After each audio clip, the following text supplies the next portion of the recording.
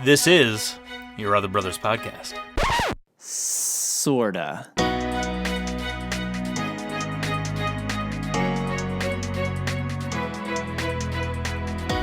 What's up, homies? Get it? Because you're all at home. And you are my homies, by the way. Everyone listening is a homie of me. My name is Tom, and I am the editor, co-founder of Your Other Brothers. And we're a community navigating faith, homosexuality, masculinity, and coronavirus together. We are entering week 3 of this brand new adventure called the ConvoCast. And I, for one, I don't know how y'all feel. Well, I know how some of y'all feel because some of y'all have reached out and said you're really enjoying the short form episodes. So thanks to all who have reached out.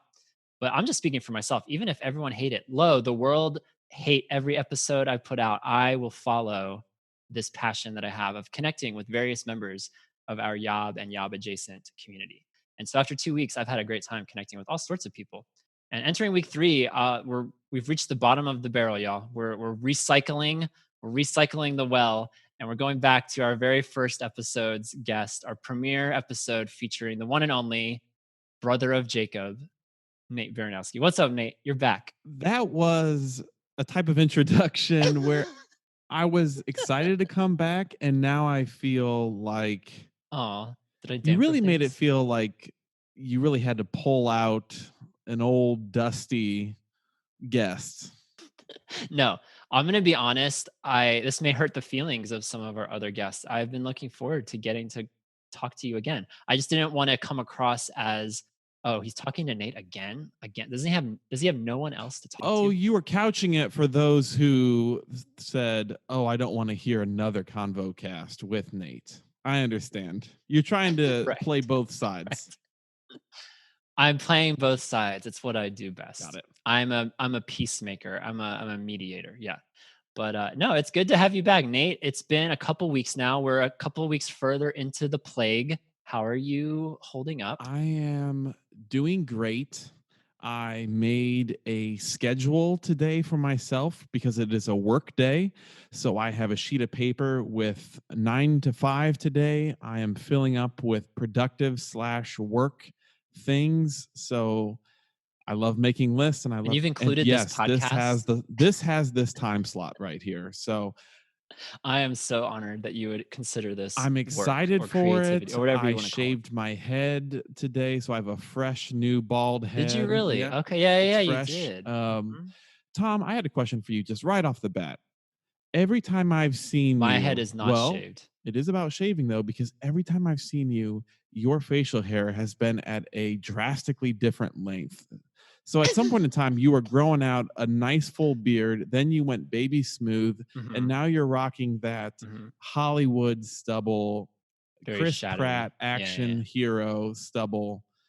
Are you just kind of mixing it up, or are you just going grow it out, shave it down, and start again? You're just you just catch me at those dramatic junctures because I go weeks and weeks without shaving. I'll do some touch-ups, along the way, just so it's not crawling down my Adam's apple or whatever. But for the most part, it's like, once every 3 weeks or something, I'll do a full-on shave, get it nice down to the bone, and then it just grows back as it does. And so I guess in the junctures you've seen me the last few times, it's been like, full-on beard, baby smooth, and now it's like somewhere in the middle. So okay, I didn't know how often you were changing. And meanwhile, your look. my hair on top is just growing and growing and growing because there's nowhere. I'm not about to shave it myself. I'm not that desperate. So I'm just gonna let it grow and see what happens. This is the shaggy age. I guess we're like reverting back to the 70s. People are either shaving their head or it's just like shaggy all the way. Yeah, to the you eyes, might be eyebrows. in like 2008 Bieber right now in the hair. Ooh, that is such a high honor. I will take that. That metaphor, that compliment. Have you and your wife done any more escape rooms in a box? We have not, but we are currently doing a murder mystery in a box. It's called Hunt a Killer. So we're currently going through that. We've moved on to doing crosswords. We did a week of timed crosswords since I last spoke to you, going through USA Today crosswords. And we've recently done Ken puzzles, which take Sudoku and just blow it out of the waters. If you're a Sudoku fan, move to Ken because you're going to love it. Wow. Tips and Wow. strategies. You guys are going to be, you guys are going to be so smart at the end of this. I really have IQ's to off the charts. exercise. I really have to exercise the brain during this time. It really is. I get really restless if I haven't solved any problems or done any brain ticklers. Tickle that brain. It's a good strategy. Well, Nate, before the time ellipses, because the time is going I so know. fast, we got one comment on our previous ConvoCast that said, Never bring and I Nate quote, back. Thanks, Tom. no, actually, I'm saying, and I quote, and I don't have it in front of me, so I'm actually not quoting it. And I paraphrase, I would love to hear Tom and Nate talk about Survivor. And, it's like law of probability. If one person is saying that, then surely millions are Yep, saying that. I'm in. Let's go. So, so for anyone who's not listening to Survivor and you are not watching Survivor this season, and you want to fast forward 45 seconds or 3 however long we minutes. talk about it, 3 feel minutes. free. But I invite you to listen. 3 minutes, okay? Yeah, we have two big Survivor fans here, and I know we have. I know we have a decent audience who also watch Survivor. And the reason this is important is because this season is season 40. And yes, Survivor's been on for 40 seasons, not 40 years, but 40 seasons. And this season is special because it's an all winners edition, and 20 former winners are competing. And so it must be a crime if we didn't give our thoughts so far on the season. We're about halfway through. There's 10 people left. Well, there's also this losers bracket where people are still in the game, but that's another story. But 10 people left. Nate, what are your thoughts? What are your Survivor winners at war hot takes thoughts halfway all through right, the here season? are all my hot takes. Season 39 before this was the only season that I ever stopped watching midway through because it was so bad / I had controversy behind it and I didn't want to be a part of it. So I actually bailed on last season. But I came into season 40. Some Survivor fan. I mean, at the end of the day, I just want to say my morals rise above your petty Survivor fandom. So let's just think. Okay, fair. It was an awful season. It was really but bad. Continue. But season 40, I've been so excited. I love and have watched, I think, every one of these winners' seasons at this point in time. I wish Cochran was involved in this season. I missed having him there. I went into it a huge Yule supporter. I love Yule. I was ready for Yule to take it all the way. And there is something about seeing old school players playing in this season that makes me a little bit long for a day when you actually had to fish to survive, and actually the type of friendships you were forming were a little bit more legitimate. This was back in the day, you wouldn't keep bad people around so that they would come to the end with you. They only somehow figure that out in season 25 or so, that, hey, if no one likes them, you should actually take them to the end with you.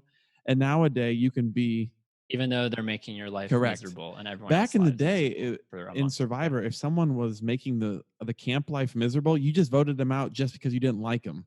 Nowadays it's like, no, keep them around. We need them to be unlikable. So love Yule. I do not like Edge of Extinction is my next hot take. I like that people like Ethan get to stay in the game and Rob get to be around. The fact that I don't know exactly how they come back in really messes up some of my Survivor drafts. So Edge of Extinction's rough. That's where I'm currently at. That's my hot takes. I'm loving this season so far. What are your thoughts? I'm loving it too. You really hit the chord in me. I was so excited to see a bunch of old school players back. It was predominantly new school. It's probably like 3/4 of the cast was maybe of the newer school variety. But seeing a good smattering of old school players, I was excited to see them and hoping, maybe naively hoping, that they would do well in this game. And as the season has gone, they've all been obliterated from the game. They're all out. They're all surviving on this edge of extinction together. And it just makes me sad because they're good people. They're good, solid winners, sociable, strategic, but they just had no chance in this era, this new era with advantages and strategy out the wazoo. And it's just Voting constantly blocks. like it makes me tired. Sometimes when I watch episodes, I just get really tired because I'm seeing, okay, I'm with this person and then I'm with this person and I got to switch to this person. And I miss scenes where it's just like, we're going to go fish on the other side of the island today. And they're just going fishing for 10 minutes. Like I kind of miss the slower pace. So it had me missing the old days, but it also, it's like an Avengers. I'm not a big superhero person, but it's kind of like the Avengers of Survivor, seeing like all these amazing humans, strategists, sociable players coming together. So I've been really enjoying this season, even though I miss that all of my old school players are no longer in Right. the running, I basically. really thought I was always a big fan of Wendell, but I don't know if it's just the way he played it or the edit he got this year pre getting knocked into the edge of extinction that I really got soured on Wendell as a person this season. But I do watch, I follow on Instagram the Survivor account and they get to get all of their interviews after they've gone to Edge of Extinction and they're like, and he seems great again. So I don't know if he was just playing a little bit more of like a jerk The role. editing will Yeah, get you I when don't you know. come back for another season. You'll turn into someone else. That's basically how it works. But yeah, no, I've been enjoying it, and I guess you and I have texted a little bit about Queen Denise. I'm definitely all in right Mm, now on Queen Denise. She's this older woman. She's the oldest person on the cast, and I think she's only like 50 or 48 or something like that, late 40s, I believe. And she is amazing because she's like super fit for an older woman. She's got this funky hairstyle this season. it's It's like great. shaved It's half great. of her head. And she's a sex therapist. She's like a great listener. She like every time I see her interacting with people, she's always like, "Oh, what do you think?" Like, And she's always just very intuitive. And she dethroned Sandra, who is the only person as of yet to have won the game twice. That's about to change. But she checks all the boxes for me. She's my new queen, and I love her. That's my parting thought is I'm cheering for Denise all the way if anyone wanted to know who I'm in for. Absolutely. Sounds great. I, ru- I, ru- I'm rooting for Tony to get far in this game because I think Tony has played this season so much Yeah. better than any of his past seasons that I'm kind of becoming a Tony fan. Yes, Tony is great too. He's like a crazy energizer bunny, but he's somehow been able to channel all that energy in all the right ways this Exactly. season. So it's been fun to watch. So anyway, those are your survivor thoughts with Tom and Nate. We could probably talk Right. We for need a to whole long stop. time about this, but we needed to provide at least a chunk of time this episode, because again, at least one person requested it, so therefore 7 million of you requested it. So there it is. Enjoy our survivor thoughts. Maybe Nate at the end of the season will come back and give our thoughts on the season as a whole. On the whole, when Boston Rob comes back from Edge of Extinction and wins the whole game, we'll have thoughts to Absolutely. share. There we go. Or Amber. Could you No, imagine? Oh man, I can't. I literally can't imagine. Oh man. So Nate, it's we're after Easter now. Did you and the wife celebrate Easter in any capacity, any way, anything special, anything different? Nothing. Well, yes, something special. We went to a state park. We went outdoors for Easter and we walked around, did some trail walking because this was an area that was Nice. still open. So we were able to enjoy a beautiful sunny day in the greater Chicago area. That was really nice for Easter. That's awesome that you have a trail that's open. That does not exist here. There are no trails Really? open. They closed it It's all down. just street. It's just like get on the street. Yeah, it's pretty much every man for himself on the neighborhood Got street. it. I'm looking forward to the day, like I think about this all the time because I go on these walks every day. And as I'm walking the neighborhood and I crisscross with somebody, Hmm. we make eye contact and somebody has to make the first move. And so inevitably, it's usually the other person. I'm like, I'm going to stand my ground. But sometimes I get out of the way if it's an older couple. But basically, there's this unspoken thing where we know to not intersect each other. Like someone needs to go onto the street or cross the street to the other Or go side in the altogether grass. so that we're not Right. brushing shoulders. Yeah, yeah. Go on the grass a little bit. And I just look forward to the day when this is all over where I make eye contact with somebody and they look back at me and we smirk and we just keep walking past each Well, other. And that's the end of the episode. That's I it. do love those little interactions with people as you walk by them because I'm usually the one to kind of move out of the way super early because I don't like as you get too close to each other, then there is kind of an awkward like, all right, when are we going to like we know we have to, when do we depart? But I Yeah. find the interactions with Right. people to be really pleasant because there is this sense of Mm. like we're all Yeah. in this together. Everyone's a little bit socially deprived when it comes to face-to-face communication with strangers. So I have a lot of very friendly smiles and like have a good one, stay safe sort of thing. Yeah. No, sometimes I'll be listening to a podcast that I'm really into, or I'll be talking to somebody on the phone or something. And so sometimes I just like, sometimes I don't make eye contact, or sometimes it's just like one of those little nods or whatever. But other times, yeah, the people are just like, they'll wave and they'll smile and they say, hello, thank you. And it's been a really bizarre thing to consciously separate from people, but that it's also like I would never have that kind of interaction with them otherwise. Like if we were just Oh, sure. passing on the street, like there probably would be no eye contact, no nothing really, at least from my vantage point. So it is an interesting thing. We're farther apart, but closer Right. than ever. There's also a time in the city, especially, we're wearing more masks more often, especially if you're going to the store, you go to the grocery store, they recommend you wear a mask. Yeah, so It's many masks. hard to emote when you're wearing a mask and all they see is your eyes. So I usually give very dramatic head nods as a sign of like, hello and greetings. Like a Jedi Padawan with his master. Exactly. A lot of deference there. Something like that. I saw a funny TikTok the other day that was like, if you don't have a mask, a good like fix for that is to wear a hoodie, put the hoodie over your head, and then grab one of those glass lids that goes over your pots in the kitchen and just like put it over your face and then cinch the hoodie over it. And so then you have this like glass mask basically with a handle that you can adjust That is across your very face. good. I thought That that is was very good. You almost lost me when you mentioned the word TikTok, but you got me back. we got to bring the TikTok talk back because it's more relevant than ever. Nate, I have been on TikTok so I much despise it. lately. It's crazy. I watch it and all of a sudden an hour has gone by. It's Mm, ridiculous. But it's so good. People are so creative. I am in awe of the human capacity for creativity. Nate, you got to try it. You got to let the TikTok nah, sweep over you. nah, It's so nah. good. I'm good. I'm good. I'm good. I'm Nate, good. I'm good. I'm good. I'm good. I'm okay. I'm pivoting. I'm pivoting it. No, no, no. I pivot now because I'm a second time guest, go so I have ahead. more power now. Please do. Go. Navigating faith is one of the things, right? Faith is one of the things. Yes, it Let's is. talk about. Didn't you want to talk about control? Is that what you mentioned last time? I did, but we can get to that in a second. Okay. Okay. Okay. Continue. So here's something that I have developed more so in the last couple weeks, and that is this: the desire to be more liturgical in my faith. Okay.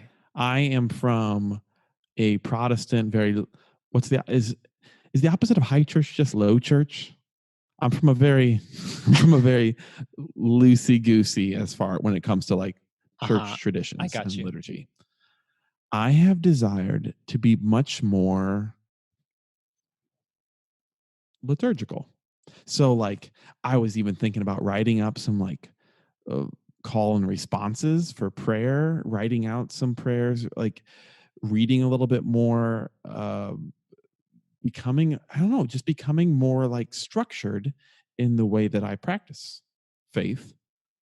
And I wanted to know if that is something that is just me, if you've experienced any of that at all. It might be from a standpoint of because everything's so loosey goosey and I'm watching services online, I want a little bit more of a structured practice. When you take away all that, all this kind of comes up. I want to kind of, I'm feeling very creedy, not the group, not the band, Creedy but I'm feeling very Nicene or Creed, the right? office character. No, I totally follow you. I grew up in a more of a loosey goosey tradition as well. So like no rituals, no recitings or creeds or anything like that. And I always looked at people who denominations like that, people who follow those things as very religious in the most negative Sure. connotation possible. Like they're so enslaved to these like lifeless traditions. But the reality is, when I started experiencing different churches that would recite the Apostles' Creed or the Lord's Prayer or take communion every single week, there's something beautiful about it. Like yes, it's part of the schedule and it's part of the thing, but there's something beautiful about having something so reliable and solid especially when you look at the Apostles' Creed and especially the Lord's Prayer. I mean, these are things that go back hundreds, thousands of years, and for it to still be happening today is really like magical. I don't know, for lack of a better word.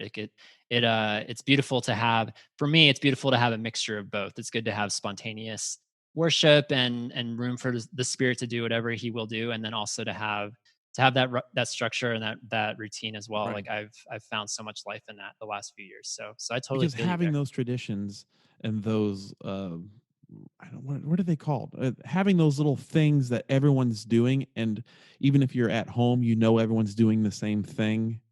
Yeah, That kind of in unison but apart. That's really powerful in it's a like scattered church. it's like the avoiding each other on a sidewalk of Christianity. It's like it's something we're all conscious of and that we're all doing Right. together, and that we've been doing it together for hundreds and thousands of years. Like that's a really cool concept to connect with fellow believers in such a Exactly. way. So I'm all about liturgy and all about creeds and Lord's Prayer, all of that stuff. It's been a huge part of my faith journey the last few years. So I hope you press into that. I hope you find what you're looking for. I may be doing something that I want to develop here next, and maybe I can just find some good resources online. Is that I would love to do kind of some more structured prayer time with my wife here at home, where one of us says a prayer request. They do that in masses typically, where there is like a response that the whole group says after we prayed to the Lord. Lord, hear our prayer. That sort of Yes. responsorial. Perfect. That's exciting. I look forward to hearing updates on that. Well, Nate, that's it. We did it for a second time. Maybe next time we'll talk about control. We'll get to control eventually. I appreciated your intentionality though to talk about the liturgies. That's exciting. We should talk about homosexuality next time too, as I'm YOB-adjacent. It's whatever. Or masculinity. Homosexuality. We've been there, done that. I figure No, we can talk about that. We share faith, which is pretty important too. It's the first one in the list. It's the first one. Absolutely. It's the pillar. So thanks, Nate, for being here. I also wanted to give a shout out to you. I was trying to give you a shout out earlier, but you cut me off to talk about liturgy. But anyway, I wanted to give you a shout out because when we were talking about creativity, you have been doing these Instagram lives on your Instagram where you are doing all these amazing little art projects. So I just wanted to give you a shout out for people to follow you, because I'll then chime in. I'll like watch for 10 seconds and then you'll notice me. And then I feel guilty about not leaving for the next at least 30 I do it on seconds to a purpose. minute. So I do it on purpose. It's a great guilt tactic to get people to stick around and watch what you're doing a little bit. Exactly. So yeah, tell the people your Instagram handle. You probably don't remember it. It is. Do I say the at? Do I say at? Yeah, say at. Nate.Baranowski, BARANOWSKI. Follow me on Instagram for all that hot content. Not TikTok yet. Never. But we'll give him some time. You can follow me on TikTok at Thomas Mark Z, but we'll get there when we get there. Thanks, Nate, for being here. Thanks all of y'all for listening. If you're interested in learning more about our content, you can go to yourotherbrothers.com. Follow us on all the socials at Your Other Bros. And remember, you are not alone. Even the sparrow stays at home. So stay at home, y'all, but stay connected. And Nate, we'll have you back again while the coronavirus is probably still around. So stay tuned. If a petition gets passed around that I should not come back, I will honor it. But I need more than 100 signatures to keep me away. Thanks, Nate. See y'all later.